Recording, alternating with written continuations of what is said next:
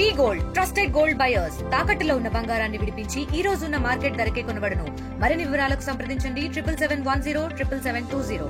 గత మా సహచర మంత్రివర్యులు పెద్దలు తుమ్మల నాగేశ్వరరావు గారు మాట్లాడే ముందు అధ్యక్షుడిగా సభాధ్యక్షుడిగా 4 ముక్కలు నేను ముందే మాట్లాడడం మంచిదని చెప్పి ఇక్కడ పెద్దలు కాబట్టి వారు మాట్లాడిన తర్వాత నేను మాట్లాడడం బాగోదు. ప్రజల తరఫున నేను కొన్ని విజ్ఞాపనలు కూడా చేయాల్సిన అవసరం ఉంది. మంత్రిగా వారు హామీలు కూడా ఇవ్వాల్సిన అవసరం ఉంటుంది. కాబట్టి ముందుగా ఈరోజు తప్పకుండా ప్రభుత్వం ఎన్నికల ముందు ఏదైతే ప్రజలకు మాట ఇచ్చి ఇవి చేస్తామని చెప్పి దాని ద్వారా ఓట్లు తీసుకొని అధికారంలోకి వచ్చిందో ఆ ప్రభుత్వాలు తప్పకుండా ఇచ్చిన మాట ప్రకారం ప్రజల కొరకు పనిచేయాల్సిన బాధ్యత ఉంటుంది. ఎప్పుడైనా మన దేశంలో ఉన్న మన ప్రజాస్వామ్య పద్ధతుల్లో ప్రతి పార్టీ కూడా ఎన్నికలకు పోయే ముందు తప్పకుండా ఎన్నికల మేనిఫెస్టో ఇచ్చి తీరాలి. ఎన్నికల కమిషన్ నిబంధన ప్రకారం ఆ మేనిఫెస్టో ఆధారంగానే ప్రజలు ఓట్లు ఇస్తారు. ఏ పార్టీకి అయితే మెజారిటీ ఇచ్చి అధికారం ఇస్తారో తప్పకుండా అధికారంలోకి వచ్చిన పార్టీ ఆ మేనిఫెస్టోను తూచా తప్పకుండా అమలు చేయాల్సిన బాధ్యత వారిపైన ఉంటుంది. ప్రభుత్వంగా వాళ్ళ వెసులుబాటు చూసుకొని ఏది ముందు ఏది వెనక ఎట్లా చేయాలి, దేని ప్రాధాన్యతను ఇవ్వాలి, ప్రజల తక్షణ సమస్యలు ఏమున్నాయి, వీటిని పరిష్కరించడం ద్వారా ప్రజలకు కొంత ఊరటం ఇవ్వచ్చు అనేది ఆలోచించుకోవడం అనేది ఆ ప్రభుత్వానికే అధికారం ఉంటుంది. తప్పకుండా ఆ పద్ధతిలోనే ఆయా ప్రభుత్వాలు పనిచేయాల్సిన అవసరం ఉంటుంది. సరే, సంతోషం. ఇవాళ మనకి ఈ ప్రభుత్వం కూడా ఏర్పడిన ప్రభుత్వం ప్రజలకు మేనిఫెస్టోలో అనేక హామీలు ఇచ్చింది. దాంట్లో కొన్ని వారే సమయాన్ని పెట్టుకున్నారు. డిసెంబర్ 9వ తారీఖున కొన్ని చేస్తామని. నేను కొత్తగా వచ్చిన 2 రోజులకే కాబట్టి చేయడానికి వీలు కాలేదు. అది చేయాలని చెప్పి ప్రతిపక్షంగా మేము కూడా ఏం డిమాండ్ చేయలేదు. తెల్లారి వరకు ఇచ్చి తీరాల్సిందే అని. తప్పకుండా ప్రభుత్వానికి కొంత వెసులుబాటు ఉండడం అవసరం అనేది మా నాయకుడు కేసీఆర్ గారు కూడా పూర్తిగా నమ్మి ఆచరించే వ్యక్తి కాబట్టి మాకు కూడా అదేవిధంగా చెప్పారు. ఈ ప్రభుత్వాన్ని పని చేయనివ్వండి, 6 నెలలు సంవత్సరము కొంత కొత్త ప్రభుత్వం, వారు కూడా కొత్త ఉన్నారు. ప్రభుత్వం చేయడంలో వారికి అవకాశం ఇవ్వాలి. ప్రజలు కూడా ఆలోచిస్తారు, ప్రభుత్వానికి అవకాశం ఇవ్వాలి కదా అని చెప్పి ఆ పద్ధతిలోనే అవకాశం ఇవ్వాలని చెప్పి భావించి ప్రతిపక్షంగా మేము కూడా నిర్మాణాత్మకంగా ఉండాలని చెప్పి ఉన్నాం. 6 నెలలైంది, సంవత్సరం కూడా మేము ఎక్కడ కూడా పార్టీగా ఇది చేయాల్సిందే అని చెప్పి మేము ఎప్పటిదాకా పార్టీ కార్యక్రమాలు నిలదీసే ప్రయత్నం చేయలేదు. తప్పకుండా ప్రభుత్వానికి ఈ మాత్రం సమయం అవసరం ఊపిరి తీసుకోవడానికి వారు ఇప్పుడు కొన్ని కార్యక్రమాలని ప్రారంభించారు. ప్రజలకు ఉపయోగపడే సంతోషం చేయాలి. ఇచ్చిన మాట ప్రకారం ఎవరెవరికైతే హామీలు ఇచ్చిండ్రో ఆ హామీలన్నీ కూడా ఈ ప్రభుత్వం నెరవేర్చాలని చెప్పి నేను కోరుకుంటున్నా, నేను ఆశిస్తూ ఉన్నా. తప్పకుండా ఆ రకంగా జరగాలి. లబ్ధిదారులకు కూడా ఏదైతే మీరు అప్లికేషన్ పెట్టుకోమన్నారో అప్లికేషన్ పెట్టుకున్న దాంట్లో తప్పకుండా అర్హులు ఎవరు అని చూడాల్సిన బాధ్యత కూడా ప్రభుత్వం పైన ఉంటుంది. అనర్హులకు ప్రజల సొమ్మును ఇవ్వడానికి వీల్లేదు. అది కూడా చేయాల్సిన అవసరం ఉంటుంది.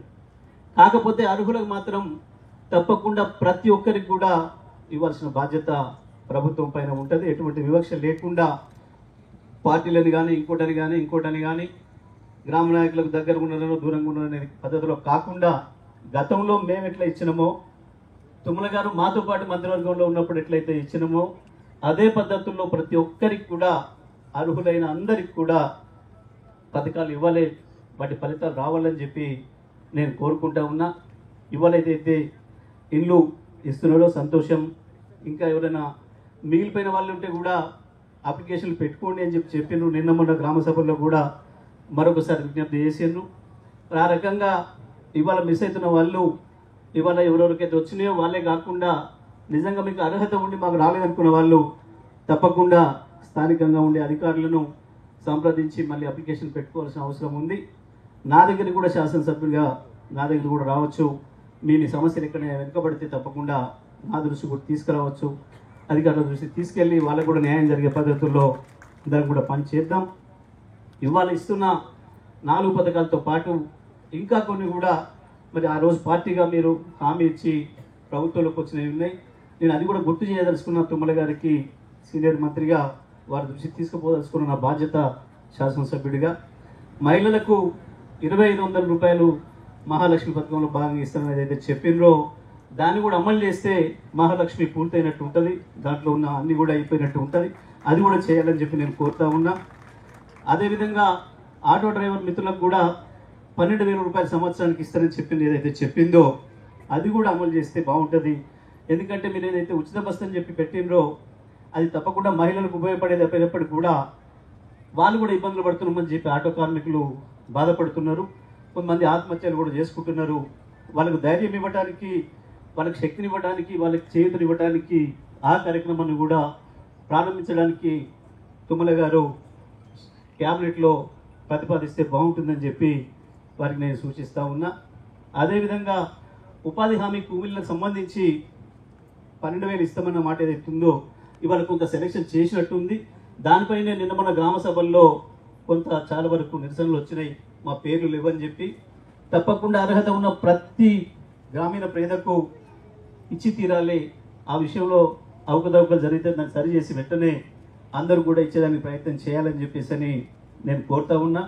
అదేవిధంగా యువకులకు సంబంధించి కూడా ఏమైతే హామీ ఇచ్చిండ్రో ఈ సంవత్సరం లోపల 2 లక్షల ఉద్యోగాలు అన్నది ఏదైతే ఉందో సరే అది మేము ఇచ్చిన నోటిఫికేషన్లను పూర్తి చేసి 55,000 ఇచ్చిండ్రు.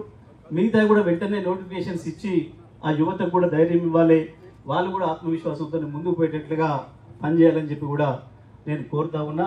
విద్యుత్ విషయంలో కూడా రాత్రిపూట విద్యుత్ పూర్తిగా బంద్ అయింది, దాన్ని కూడా పునరుద్ధరించాలి తప్పకుండా. ఇప్పుడు రాబోయే కాలం సీజన్, ఇప్పుడు ఎండలు బాగా మొదలవుతున్నాయి, పొలాలు నీళ్ళు ఎక్కువ అడుగుతాయి, ఇప్పుడు పొట్టలకు వస్తాయి. కాబట్టి మరి ఆ పొలాలు ఎండిపోకుండా ఉండాలంటే తప్పకుండా రాత్రిపూట కూడా రైతాంగానికి 3 ఫేజ్ల కరెంట్ 24 గంటలు ఇచ్చేదానికి ప్రయత్నం చేయాలని చెప్పి గౌరవ మంత్రి గారికి తెలియజేస్తూ మరి ఈరోజు ఈ లబ్ధి ప్రభుత్వం నుంచి ఎవరైతే లబ్ధిదారులు ఈ పొందడానికి ఇక్కడికి వచ్చిండ్రో వారందరికీ కూడా శుభాకాంక్షలు తెలియజేస్తూ రాని వాళ్ళు కూడా మళ్ళీ అప్లికేషన్ పెట్టుకోండి, మీ కొరకు కొట్లాడడానికి కూడా నేను కూడా సిద్ధంగా ఉన్నా అని చెప్పి తెలియజేస్తూ ధన్యవాదాలు. మరిన్ని వీడియోస్ కోసం ఛానల్ ని సబ్స్క్రైబ్ చేయండి. లేటెస్ట్ అప్డేట్స్ కోసం వాట్సాప్ ఛానల్ ని ఫాలో అవ్వండి. అండ్ లింక్ డిస్క్రిప్షన్ లో ఉంది.